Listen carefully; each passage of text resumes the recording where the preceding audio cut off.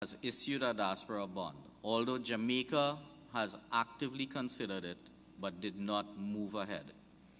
And finally, countries like Suriname, Guyana, Jamaica, Haiti, and Trinidad and Tobago are well suited to pioneer diaspora bonds as an innovative financing solution, especially in the context of the Sustainable Development Goals. Thank you very much.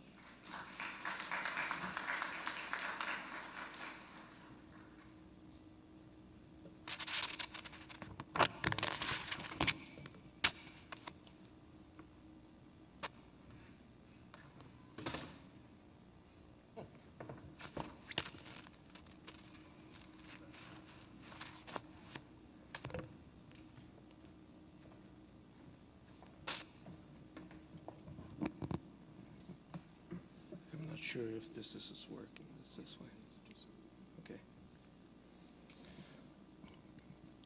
Well, thank you very much, Governor Rambaran, for this presentation and the very creative and interesting suggestion of the creation of this diaspora bond. It would be a way to mobilize resources for the regional development of the Caribbean. Before giving the floor to our discussants, I would like to convey to you rapidly some of the debates that were handled in our regional consultation about financial for development that was held in Santiago last March, just to as an input for the discussants and also for our speakers. Well, one, financing the post-2015 development agenda requires a significant mobilization of domestic resources that Ms. Hurley already presented. Domestic resource mobilization is constrained by internal and international factors. This was one point in our debate. The other, domestic resource mobilization, also includes the resources mobilized by national and sub-regional development banks. Three, the most pressing issues relating to sovereign debt are the creation of a sovereign debt restructuring framework and consideration of the possibility of condoning the multilateral debt of the Caribbean countries. As the governor was saying, there are a lot of countries in the region highly indebted. South and South and triangular cooperation provides a new model of cooperation between equals. The development finance architecture must address the asymmetries in the governance mechanism of the international finance architecture, including its failure to give proper weight and recognition to developing economies.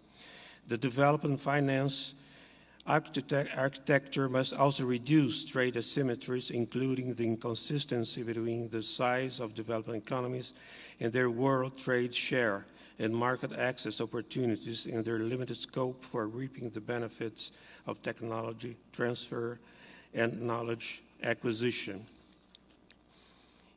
Given the growing role of private flows as a source of finance, a key challenge of a post-2015 development finance architecture is to enhance public-private partnership and to mobilize private resources and channel them towards development objectives. The issues surrounding remittances also need to be rethought, since remittances are treated as a development financing mechanism, as presented to the governor. The weight of this remittances are very, very important for the region. And the last one, these intergovernmental process will be greatly enriched by the involvement of civil society, which should be invited to participate at the national, regional, and global levels. The participation of developing countries should be guaranteed so that the views of the South are represented. Well, these are the points that were debated in this intergovernmental meeting that was held in ECLAC in March this year. I would like now to give the floor to our first discussant, Mr. Ransford Smith, a career diplomat in the Foreign Service of Jamaica, whose appointments included permanent representative of Jamaica to the United Nations in Geneva and ambassador to the World Trade Organization. He's also a former Deputy Secretary General of the Commonwealth Secretariat with responsibility for development and economic cooperation. Mr. Smith, I give you now the floor.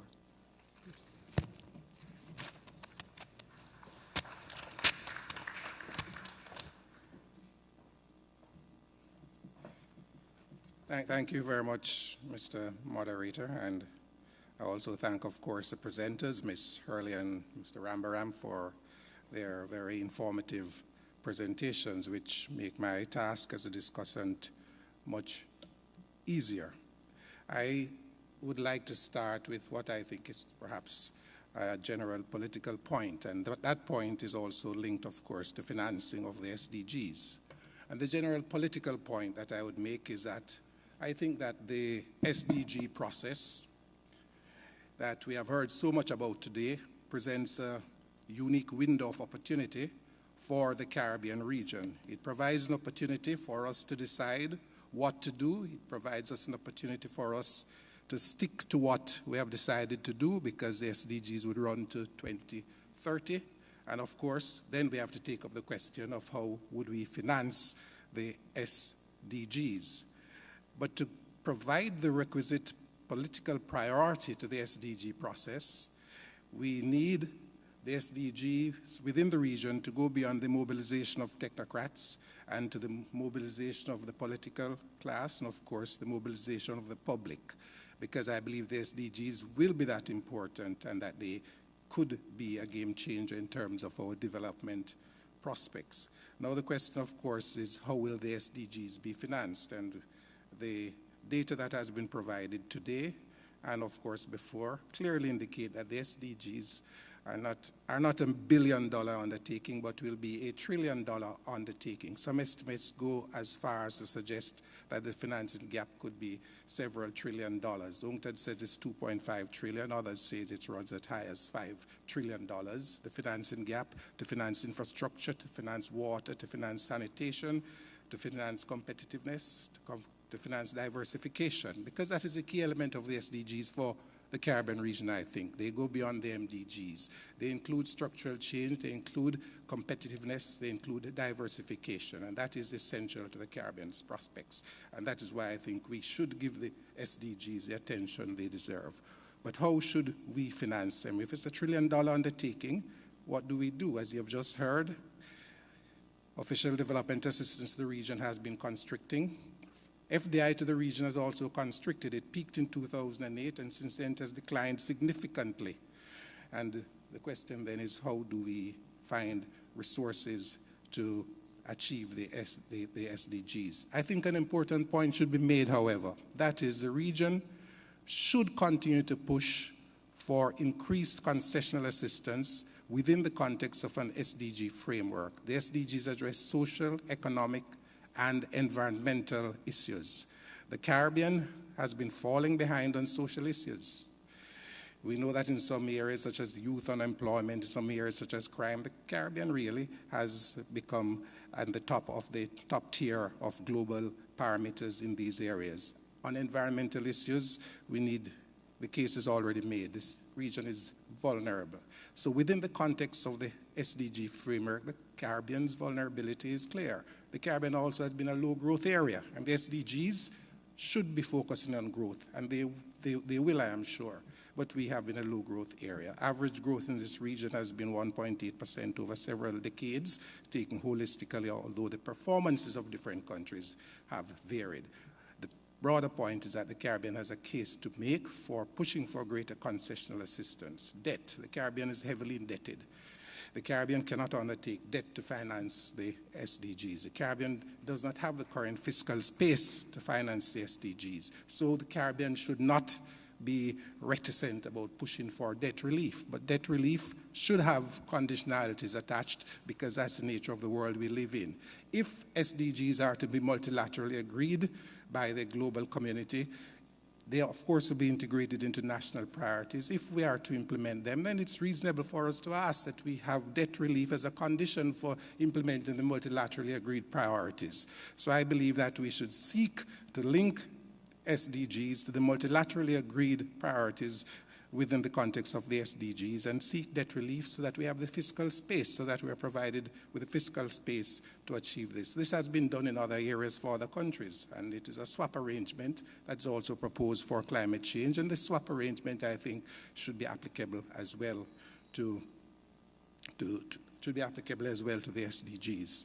I believe that the issue of remittance is an important one as a source of funding also for the SDGs. But I also believe that we should look within the context of regional cooperation, and those who are technically competent in this area are perhaps much more qualified to speak about this than I can. But I think we should look at regional diaspora bonds to lower the cost of issuing bonds, to increase the level of resources that are raised. And I believe that rather than each country seeking to issue a diaspora bond, and as has been said, Jamaica looked at this, it might be useful for us to look at leveraging the diaspora collectively in some way to raise funds. There are also other issues such as diaspora flows are quite predictable, and they are less volatile than many other flows. They could be used as in a securitization process to borrow resources as well. So I believe that we can look at using the diaspora resources creatively, but we should look at doing so in a collective way. Domestic resources. The new SDG paradigm is, of course, emphasizing that greater responsibility for raising resources domestically will have to be assumed by developing countries. And this is all well, this is understandable, because many developing countries have, in fact, significant level of foreign exchange resources.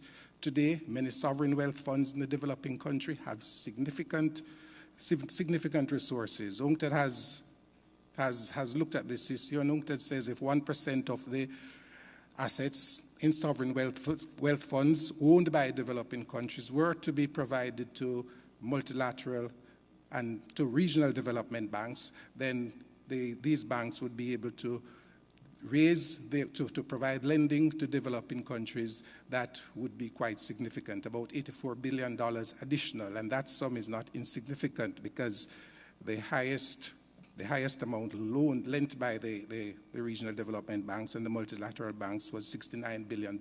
So we could, in fact, if 1% of the resources, the assets in sovereign wealth funds, developing countries' sovereign wealth funds, were to be provided to regional and multilateral, to regional development banks, then we could increase significantly the funding basis of those banks. And I think that, of course, developing countries will have to pull their weight. In terms of the Caribbean, I think, again, we have a rather interesting situation. The Caribbean tax to GDP ratio is not out of line with the wider Latin American and Caribbean region, and it has been increasing. It has increased significantly. I think it's now about 23%. Some countries, such as Jamaica, are at 28%, quite heavily taxed.